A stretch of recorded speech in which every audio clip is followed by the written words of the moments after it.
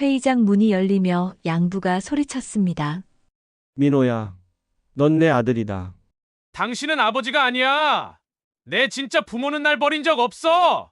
민호는 양부를 향해 소리쳤습니다. 회의장은 숨죽은 정적에 잠겼고 양부는 끌려나갔습니다. 민호는 편지를 높이 들고 선언했습니다. 저는 원수의 아들이 아니라 정 회장님의 아들입니다. 그 시각 병실의 정 회장이 희미하게 속삭였습니다. 누구도 예상치 못한 반전, 가족이라는 이름으로 벌어진 치열한 싸움. 그 비밀을 확인하시기 전 구독과 좋아요 눌러주시면 큰 힘이 됩니다. 이야기 바로 시작합니다. 서울 강남 한복판, 웅장한 대문과 정원수를 두른 대저택이 조용히 서 있습니다. 저택의 안쪽 거실에는 은빛 머리가 성성한 정 회장이 앉아 있었습니다. 나이 68배 정 회장은 여전히 꼿꼿한 자세와 권위 있는 눈빛을 가지고 있었지만 그 안에는 알 수 없는 공허가 드리워져 있었습니다. 그 옆에는 고운 치맛자락을 정갈이 여민 박 여사가 앉아 있었습니다. 박 여사 역시 나이 66으로 단정하고 곱게 나이를 먹었으나 눈가의 주름마다 세월의 무게와 끝없는 슬픔이 배어 있었습니다. 그들의 집은 화려했습니다.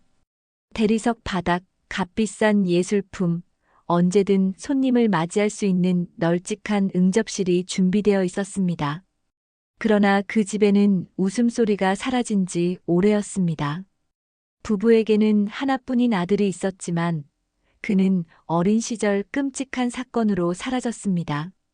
납치범의 흔적조차 제대로 잡히지 않은 채 세월만 흘러버린 것이었습니다. 정 회장은 매일 아침 일찍 서재에 들어가 신문을 펼쳐듭니다. 하지만 활자는 눈에 들어오지 않았습니다. 시선은 글자를 훑었지만 마음은 과거에 묶여 있었습니다. 어느 날도 마찬가지였습니다. 신문을 덮은 그는 한숨을 깊게 내쉬며 독백처럼 중얼거렸습니다. 그때만 내가 조금 더 단호했다면 내 아들을 지켜낼 수 있었을 텐데. 박 여사가 조용히 다가와 차를 내려놓으며 물었습니다. 여보, 오늘도 그 아이 꿈을 꾸었나요? 정 회장은 한동안 대답하지 못하고 멍하니 창밖을 바라보다가 무겁게 입을 열었습니다. 꿈이 아니라 저주지. 내겐 평생 씻을 수 없는 업보야. 박 여사의 눈가에 눈물이 맺혔습니다. 그녀는 남편의 손을 꼭 잡으며 속삭였습니다.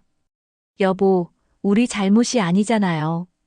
그날의 일은 누구도 예측할 수 없었잖아요. 그러나 정 회장은 고개를 저었습니다.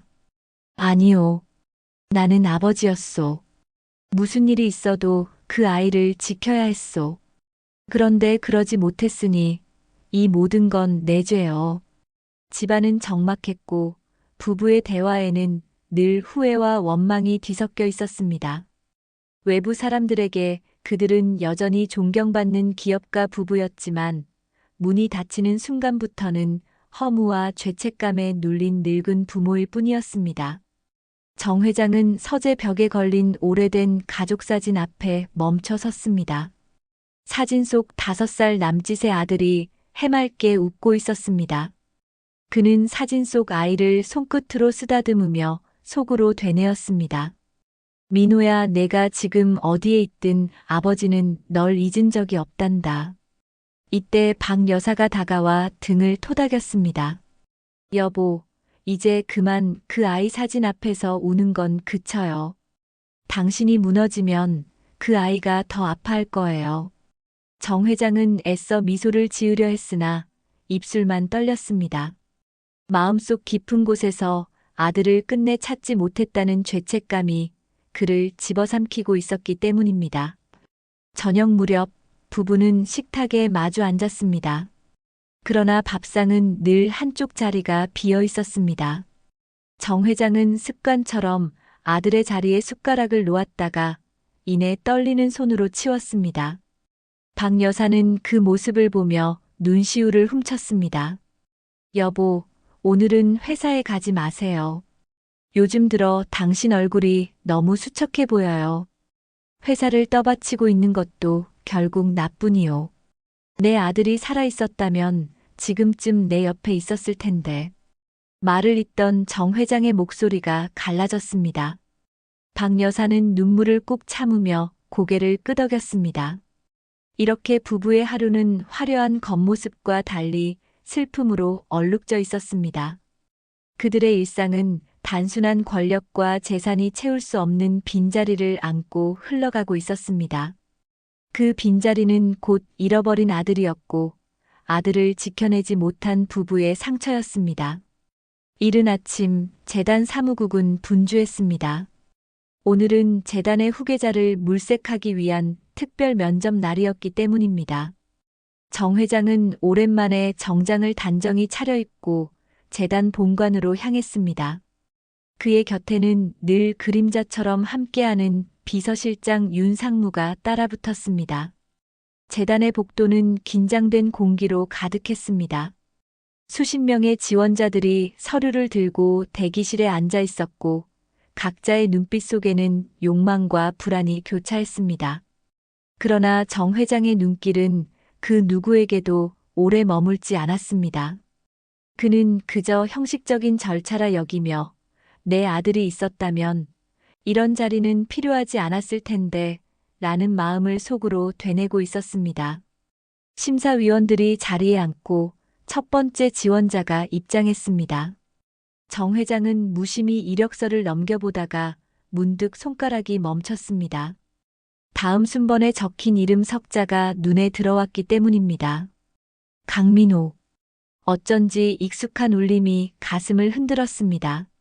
순간 심장이 요동쳤지만 그는 아무렇지 않은 듯 표정을 감췄습니다. 그리고 마침내 그 이름의 주인공이 면접실 문을 열고 들어섰습니다. 키가 훤칠하고 눈빛이 매서운 사내, 나이 40을 갓 넘긴 듯한 청년이었습니다. 단정한 정장 차림에도 어딘가 거친 삶의 흔적이 묻어 있었습니다. 정 회장은 그를 바라보는 순간 가슴속 깊은 곳에서 설명할 수 없는 감정이 치밀어 올랐습니다. 분명 처음 보는 얼굴인데 낯설지 않은 기시감이 스쳤습니다. 청년은 고개 숙여 인사한 뒤 담담히 자리에 앉았습니다. 지원자 이름은? 정 회장의 목소리가 약간 떨렸습니다. 강민호입니다. 청년은 눈을 똑바로 마주치며 대답했습니다. 순간 면접실 안 공기가 묘하게 흔들렸습니다. 정 회장은 손에 들고 있던 펜을 놓칠 뻔하며 서류를 다시 확인했습니다. 생년월일 혈액형, 출신지 놀랍게도 40년 전 납치된 아들과 정확히 일치했습니다. 정 회장은 마음속에서 번개가 치는 듯한 충격을 받았습니다. 그러나 그의 얼굴에는 미묘한 미소가 번졌습니다. 긴 세월을 기다려온 단서가 드디어 눈앞에 나타난 것만 같았기 때문입니다. 어머니 성을 따랐다고 적혀 있군요. 부친은? 정 회장은 조심스레 물었습니다. 민호는 잠시 미소를 지었다가 차갑게 대답했습니다. 제 친부는 오래전에 떠났습니다. 어머니 혼자 저를 키우셨습니다. 정 회장의 손이 굳어졌습니다. 떠났다? 그 말은 곧 아버지로부터 버림받았다는 의미처럼 들렸습니다. 그의 귀에는 마치 비수처럼 꽂혔습니다. 면접은 형식적으로 진행되었지만 정 회장의 시선은 계속 민호에게 머물렀습니다. 말투, 눈빛, 습관적인 손동작까지도 잃어버린 아들의 어릴 적 모습과 겹쳐졌습니다. 설마 내가? 그의 내면은 요동쳤습니다. 면접이 끝나고 민호가 자리에서 일어났을 때 정 회장은 무의식적으로 그를 붙잡을 뻔했습니다. 그러나 체면 때문에 손을 움켜쥐고 말았습니다.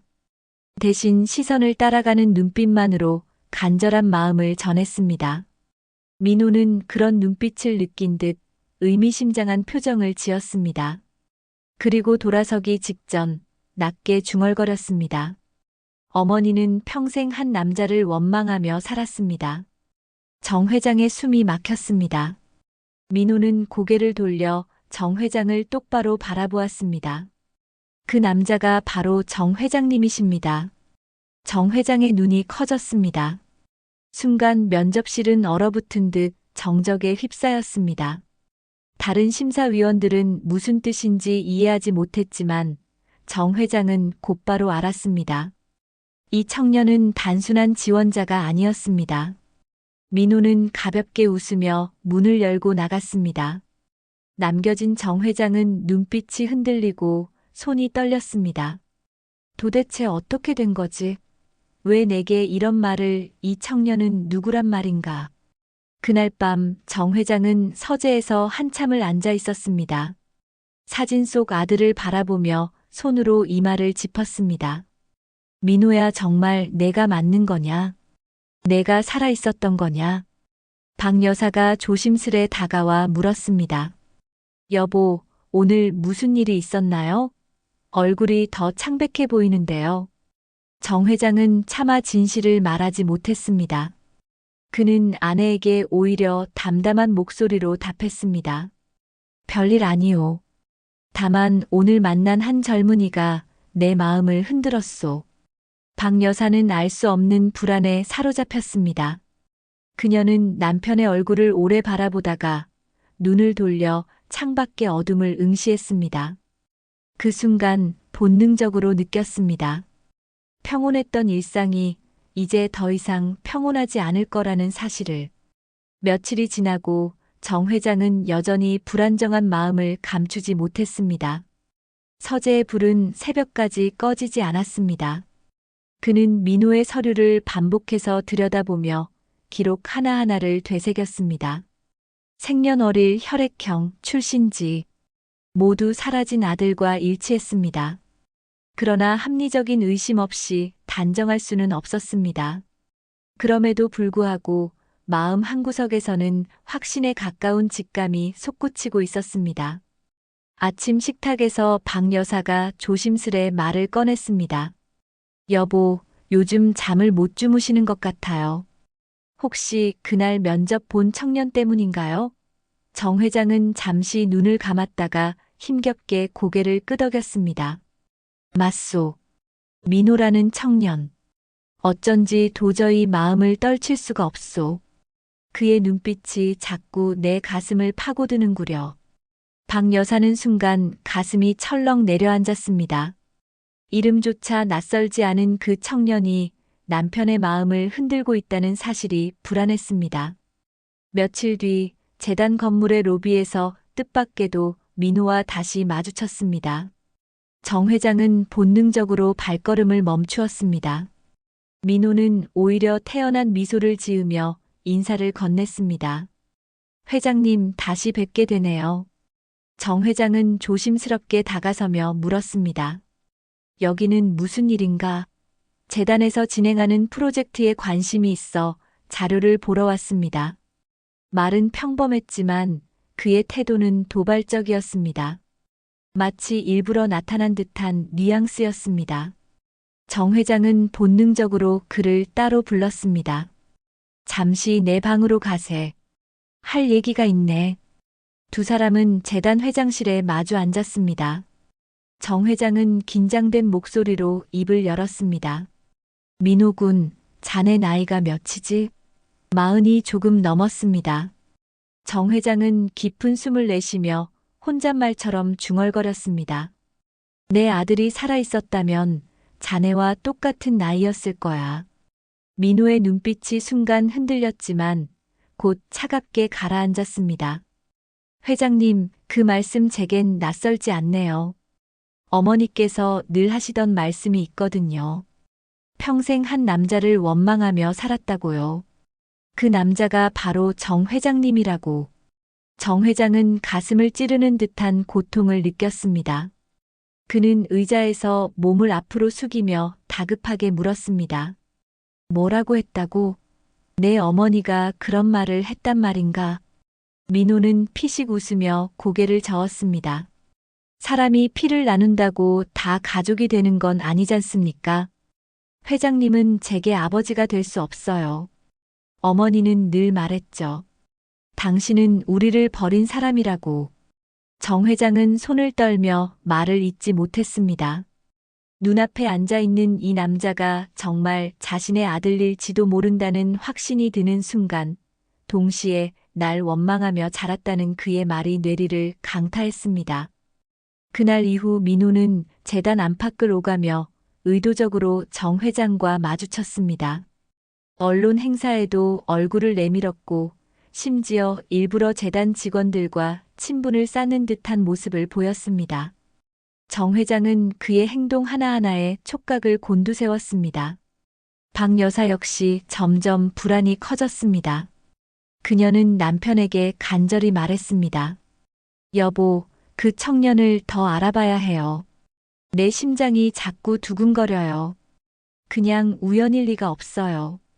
정 회장은 고개를 끄덕였지만 이미 마음은 복잡하게 뒤엉켜 있었습니다. 며칠 후 정 회장은 용기를 내어 민호를 다시 불렀습니다. 민호군, 자네 어머니 이름이 무엇인가? 민호는 의미심장한 미소를 지으며 대답했습니다. 강혜정입니다. 회장님께서 기억하시려나 모르겠네요. 그 이름 낯설지 않으실 겁니다. 정 회장은 숨을 들이켰습니다. 바로 납치 사건 당시 경찰이 기록해둔 이름과 같았기 때문입니다. 그 순간 모든 퍼즐이 맞춰지는 듯 했습니다. 하지만 곧 민호의 차가운 목소리가 뒤를 이었습니다. 하지만 다시 말씀드리죠. 피가 같다고 해서 마음까지 같을까요? 제겐 이미 가족이 있습니다. 그리고 제겐 지켜야 할 삶이 따로 있죠. 정 회장은 말문이 막혔습니다.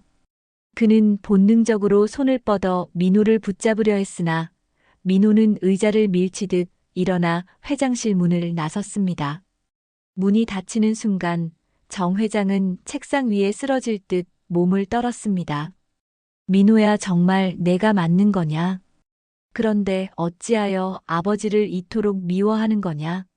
정 회장은 속으로 절규했지만 그의 목소리는 허공 속에 흩어질 뿐이었습니다.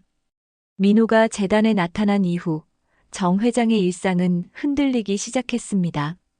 재단 안팎으로 이상한 소문이 흘러나오기 시작했고, 언론 기자들은 정 회장의 숨겨진 과거라는 제목의 기사를 예고하며 눈치를 살폈습니다.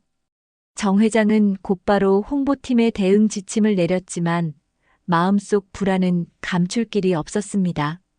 그런데 정작 민호는 마치 이 모든 상황을 즐기듯 차분한 얼굴로 재단 주위를 맴돌았습니다.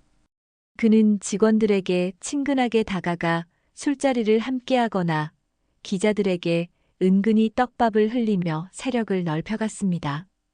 어느 날 민호는 공개 강연을 통해 대담한 발언을 내놓았습니다. 기업이 진정한 가치를 가지려면 과거의 그림자를 마주해야 합니다. 아픔과 죄를 감추는 대신 정직하게 드러내고 새로운 길을 걸어야 하죠. 그 말은 명확히 정 회장을 겨냥한 것이었습니다. 언론은 즉각 받아 적었고 다음 날 아침 신문 일면에는 재벌가의 숨겨진 그림자, 후계구도 흔들리나? 라는 자극적인 제목이 실렸습니다. 정 회장은 신문을 집어 던지며 분노했지만 동시에 민호의 존재가 점점 커져감을 부인할 수 없었습니다. 그 무렵 박 여사는 밤마다 불면에 시달렸습니다. 그녀의 가슴속은 설명할 수 없는 감정으로 휘몰아쳤습니다. 민호의 눈빛을 본 순간 이미 어머니의 직감은 진실을 말하고 있었습니다. 저 아이가 내 아들이 맞다. 하지만 그가 보여주는 차가움과 적대감은 그녀를 더욱 아프게 만들었습니다.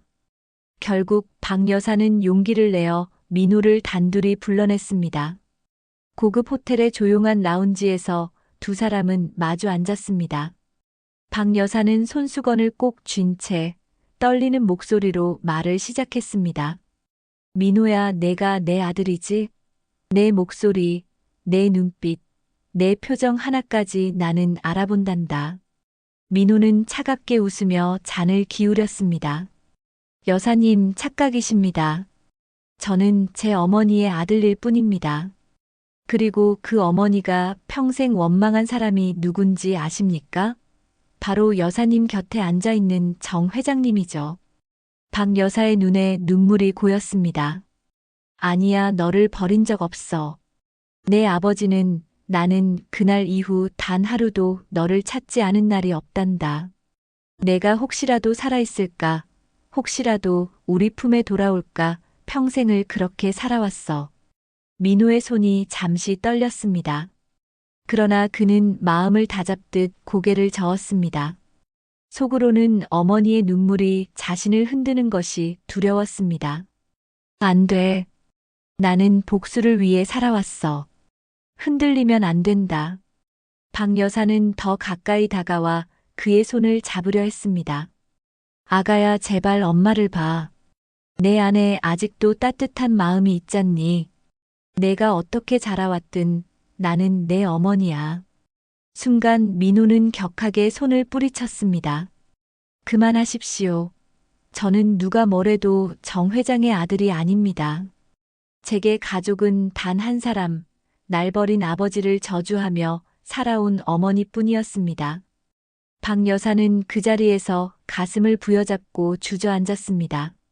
라운지 직원들이 허둥지둥 달려왔고 민호는 당황한 듯 잠시 그녀를 바라보다가 이내 등을 돌리고 떠났습니다. 박 여사는 급히 병원으로 이송되었습니다. 그 소식을 들은 정 회장은 병원으로 달려와 아내의 손을 붙잡고 절규했습니다. 누구든 좋아, 제발 내 아들만 다시 찾게 해달라. 이젠 그 무엇도 바라지 않으니 그 아이만 돌려다오. 그러나 병실 창밖에는 차갑게 서 있는 민호의 뒷모습이 보였습니다. 그는 담배에 불을 붙이며 속으로 중얼거렸습니다. 흔들리면 안 돼. 이건 내가 선택한 길이야. 아버지를 무너뜨리기 전까진 절대 돌아갈 수 없어. 병원 복도는 긴장과 슬픔으로 얼어붙어 있었습니다. 박 여사는 여전히 의식을 잃은 채 병상에 누워 있었고 정 회장은 창백한 얼굴로 아내의 손을 잡고 있었습니다. 손끝이 차갑게 식어가는 것만 같아 그는 두려움에 떨었습니다. 여보, 나를 두고 가지 말아요. 아직 그 아이를 되찾지도 못했는데. 그 순간 병실 문이 열리며 윤 상무가 다급히 들어왔습니다. 회장님, 큰일 났습니다. 언론이 벌써 움직였습니다. 기사 초안이 돌고 있습니다. 정 회장은 고개를 들었습니다. 무슨 기사 말인가? 윤 상무는 핸드폰 화면을 내밀었습니다. 화면에는 굵은 제목이 떠 있었습니다. 재벌 정 회장 40년 전 친아들 납치 사건 은폐 의혹. 정 회장의 눈이 커졌습니다. 기사의 첫 문단에는 충격적인 문구가 적혀 있었습니다. 정 회장은 아들을 지켜내지 못한 과거를 숨긴 채 지금껏 존경받는 기업인으로 포장되어 왔다. 당시의 경찰 수사 기록에는 의문이 많으며 피해 아동은 끝내 행방불명으로 처리되었다. 정 회장은 얼굴이 하얗게 질렸습니다. 이건 누가 흘린 거지? 윤 상무는 말없이 고개를 떨궜습니다. 그러나 정 회장은 이미 직감하고 있었습니다. 바로 민호였습니다. 며칠 뒤 그룹 이사회가 열렸습니다. 언론의 집중 취재 속에서 열린 회의장은 마치 전쟁터와 같았습니다. 이 사진들은 모두 술렁였고 일부는 정 회장의 책임론을 거론하며 공개적으로 비판하기 시작했습니다. 바로 그때 문이 열리며 민호가 당당하게 걸어 들어왔습니다. 그는 회의장 한가운데 서서 이사들을 둘러보며 차갑게 말했습니다. 이 자리에 제가 왜 있는지 의아하실 겁니다. 하지만 곧 알게 되실 겁니다. 정 회장은 당황한 듯 자리에서 일어났습니다. 내가 여길 왜 들어오나? 이곳은 내가 설 자리가 아니다. 민호는 냉소를 지으며 목소리를 높였습니다. 아니죠, 회장님. 이 자리는 바로 제가 서야 할 자리입니다. 왜냐하면 저는 당신이 지켜내지 못한 아들이니까요. 순간 회의장이 얼어붙었습니다. 기자들의 플래시가 터지고 이 사진들은 충격에 서로를 바라보았습니다. 민호는 준비해온 듯 오래된 경찰 기록 사본을 꺼내 들었습니다. 여기 있습니다. 40년 전 납치 사건 당시의 기록입니다. 정 회장은 아들을 끝내 지켜내지 못했고 이후 이 사건은 은폐되었습니다. 존경받는 기업인에 가면 뒤에는 무능한 아버지가 숨어 있었던 겁니다. 정 회장은 흔들리는 다리를 부여잡으며 소리쳤습니다. 거짓말이다. 나는 은폐한 적 없다. 그날 이후 단 하루도 내 아들을 잊은 적이 없다. 그러나 민호는 냉혹하게 웃으며 마지막 일격을 가했습니다. 아버지라 부를 사람을 지켜내지 못했다는 그 사실 하나로 이미 회장님은 모든 걸 잃은 겁니다. 회의장은 아수라장이 되었습니다. 기자들은 앞다투어 질문을 던졌고 이 사진들은 분열되었습니다. 누군가는 정 회장의 퇴진을 요구했고 누군가는 민호의 말이 사실인지 확인해야 한다며 혼란에 빠졌습니다. 정 회장은 심장이 조여오는 듯 숨이 가빠졌습니다. 결국 그는 자리에서 비틀거리다 쓰러지고 말았습니다. 사람들이 달려와 부축했지만 그의 얼굴은 창백하게 질려 있었습니다. 병원으로 다시 실려간 정 회장은 산소호흡기에 의지해야 했습니다. 박 여사 역시 여전히 의식이 돌아오지 않았습니다. 화려했던 재벌가의 집안은 순식간에 무너져 내리는 듯 했습니다. 그날 밤 민호는 홀로 도심의 옥상에 서 있었습니다. 내 온사인이 번쩍이는 도시를 내려다보며 그는 속으로 중얼거렸습니다. 드디어 무너뜨렸다. 아버지라 불러야 할 사람을. 이제 남은 건 그가 평생 짊어져야 할 고통뿐이다. 그러나 그의 눈가에는 알 수 없는 눈물이 맺혀 있었습니다. 병원 복도에는 어두운 그림자가 드리워져 있었습니다. 정 회장은 여전히 중환자실에서 의식을 잃고 있었고 박 여사 역시 위중한 상태로 깊은 잠에 빠져 있었습니다. 그들의 곁에는 여전히 기자들이 몰려들어 상황을 지켜보고 있었고 세상은 이미 정 회장의 몰락을 기정사실로 받아들이고 있었습니다. 그날 밤 민호는 홀로 병원으로 향했습니다. 그는 자신도 모르게 발걸음을 옮기고 있었습니다. 병실 앞에 서자 차갑게 굳은 가슴이 이상하게 요동쳤습니다. 그는 잠시 망설이다가 조용히 문을 열었습니다. 침대 위에 누워있는 박 여사는 산소호흡기에 의지한 채 고요히 누워 있었습니다. 창백한 얼굴, 힘없이 늘어진 손. 민호는 그 모습을 바라보며 알 수 없는 감정에 휩싸였습니다. 이렇게까지 약해진 얼굴을 내가 왜 보고 있는 거지? 그는 속으로 중얼거렸습니다. 마음속에서는 여전히 그들을 무너뜨려야 한다는 목소리가 울렸지만 동시에 박 여사의 얼굴은 오래된 기억을 자극했습니다. 어린 시절 누군가 따뜻하게 안아주던 기억 같기도 했습니다. 민호는 시선을 돌리다 우연히 협탁 위에 놓인 작은 상자를 발견했습니다. 낡은 나무 상자 열쇠는 걸려 있지 않았습니다. 그는 호기심에 상자를 열어보았습니다. 그 안에는 오래된 흑백 사진과 편지 다발이 들어 있었습니다. 사진 한 장을 꺼낸 순간 민호의 손이 떨렸습니다. 사진 속에는 젊은 시절의 정 회장이 어린 아이를 품에 안고 있었습니다. 아이의 얼굴은 분명 자신과 똑같았습니다.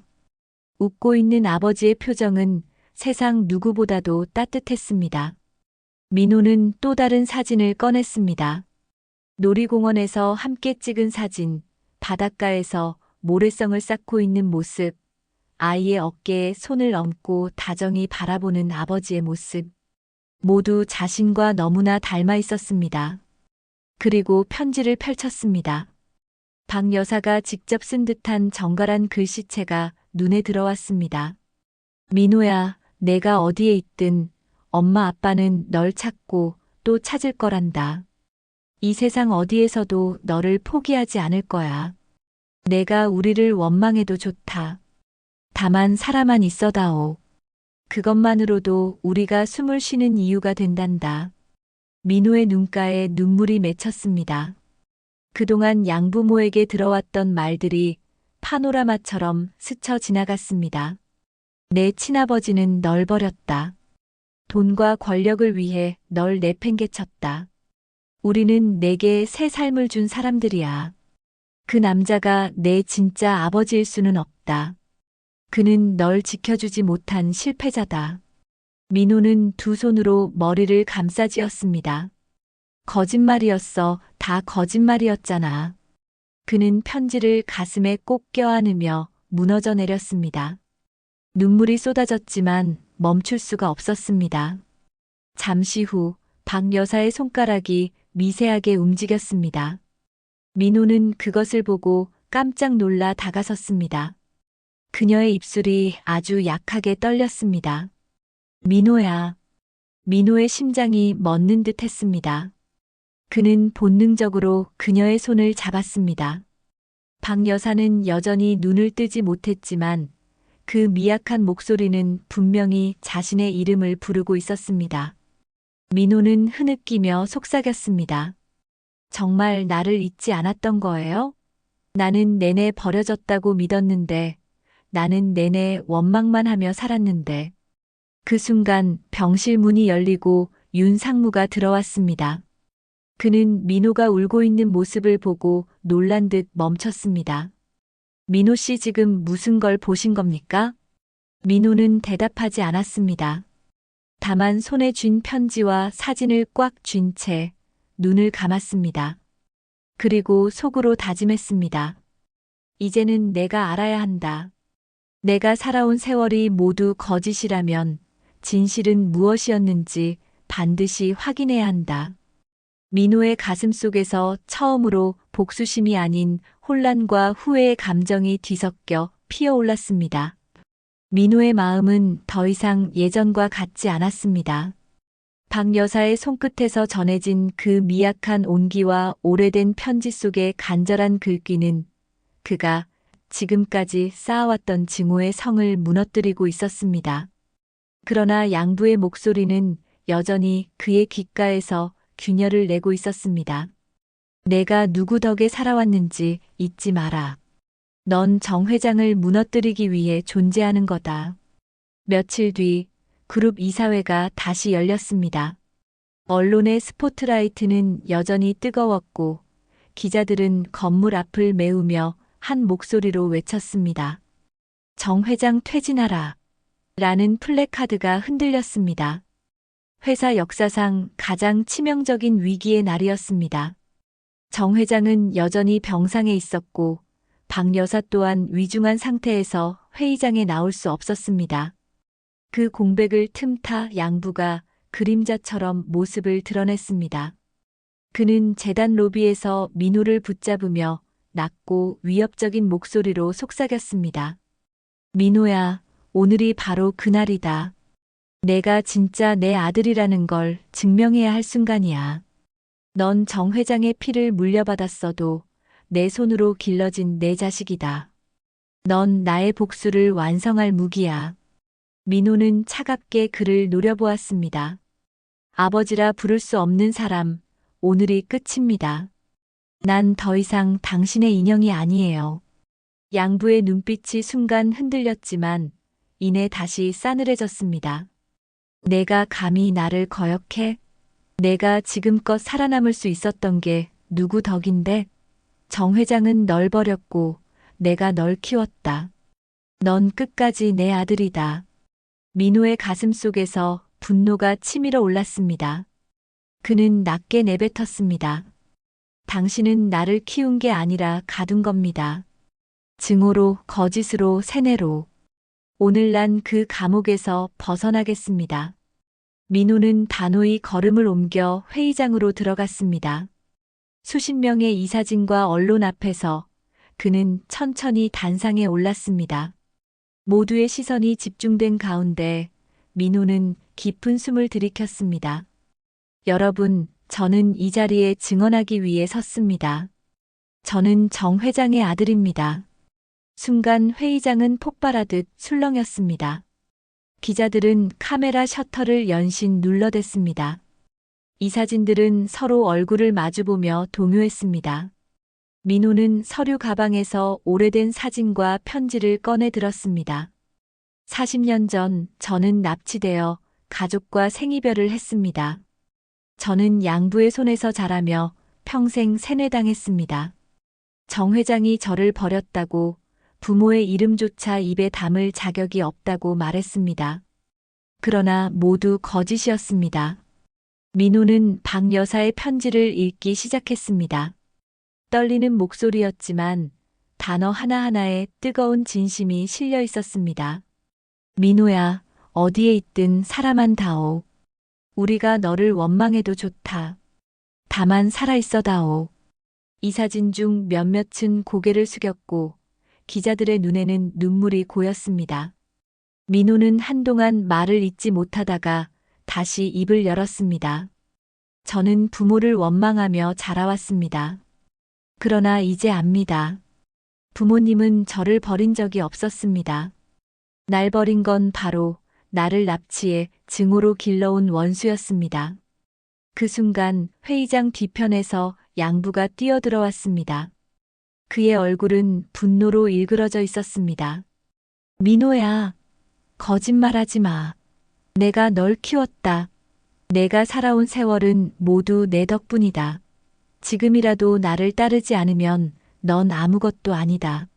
민호는 단호하게 외쳤습니다. 당신은 내 아버지가 아니다.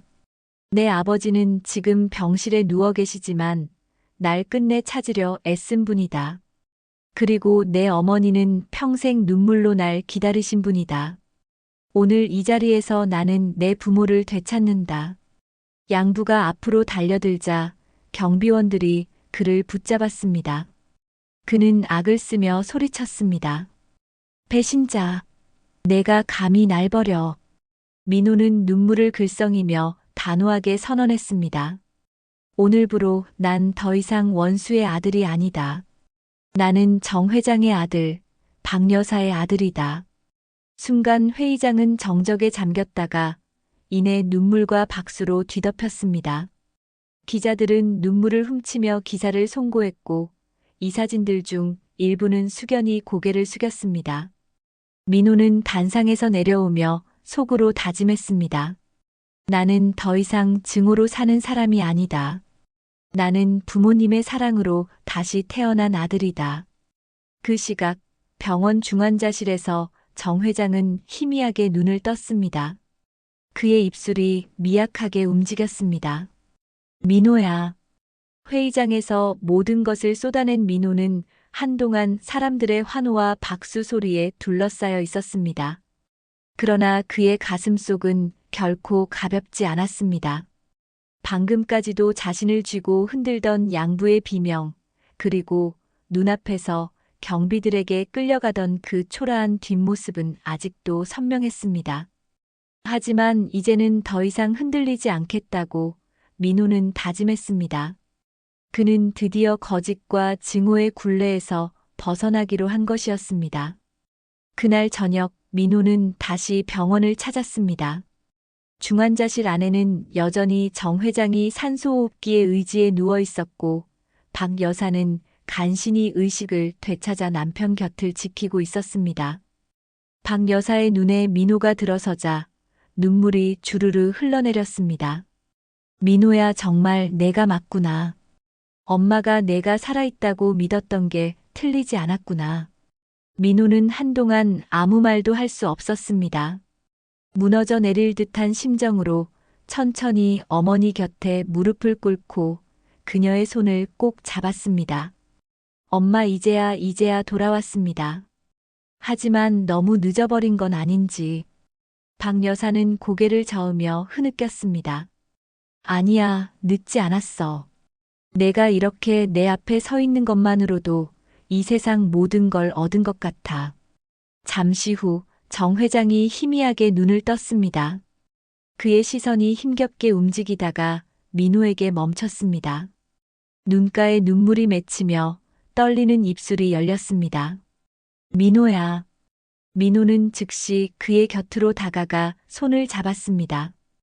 거칠고 메마른 손끝이 자신을 붙잡는 순간 가슴속 깊은 곳에서 억눌러왔던 모든 감정이 터져나왔습니다. 아버지, 제가 너무 늦게 돌아왔습니다. 그동안 얼마나 찾으셨을지, 얼마나 고통스러우셨을지 이제야 알겠습니다. 정 회장은 미약한 힘을 다해 그의 손을 꼭 쥐었습니다. 아니다, 나는 내가 살아있다는 것만으로 이제 됐다. 널 버린 적 없단다. 단 하루도 널 잊은 적 없었다.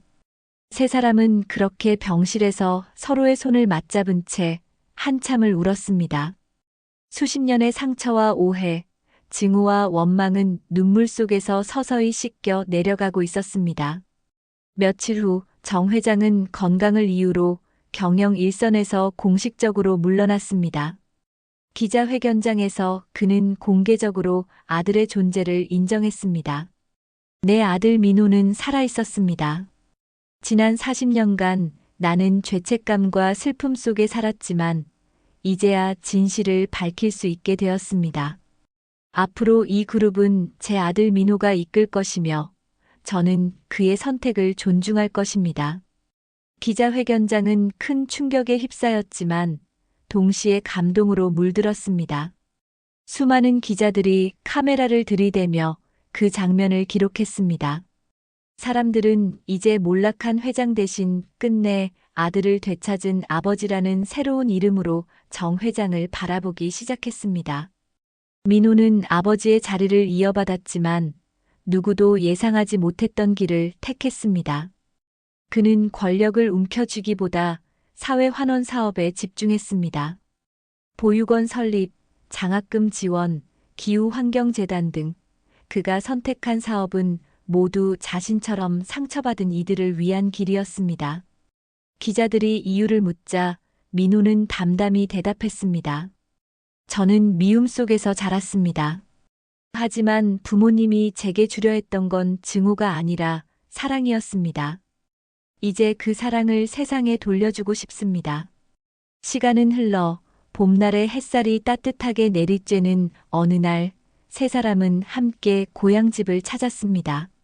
정 회장이 젊은 시절 직접 지은 작은 집, 그리고 세 가족이 함께 웃으며 살던 기억이 깃든 곳이었습니다. 낡은 마당에는 여전히 들꽃이 피어 있었고 바람은 부드럽게 불어왔습니다. 박 여사가 눈을 감으며 미소 지었습니다. 이제야 집에 돌아온 것 같아. 민호는 부모의 손을 잡고 마당에 서서 하늘을 올려다보았습니다. 끝없이 푸른 하늘 아래 지난 세월의 상처가 마치 바람에 흩날려 사라지는 듯 했습니다. 아버지, 어머니, 이제는 우리가 함께 새로운 길을 걸어가요. 과거가 아니라 오늘과 내일을 향해. 정 회장은 눈물을 머금고 고개를 끄덕였고 박 여사는 아들의 손을 꼭 잡았습니다. 세 사람의 그림자는 긴 오후 햇살 속에서 하나로 이어졌습니다. 이야기는 그렇게 마무리되었습니다. 비극으로 시작된 가족의 운명은 결국 사랑과 화해로 귀결되었고 긴 세월의 눈물은 따뜻한 봄바람 속에서 치유되었습니다. 가족의 이름으로 벌어진 치열한 싸움 그 끝은 결국 사랑과 화해였습니다. 오늘 영상이 마음에 드셨다면 구독과 좋아요 눌러주세요. 영상 제작에 큰 힘이 됩니다. 함께 해주셔서 진심으로 감사합니다.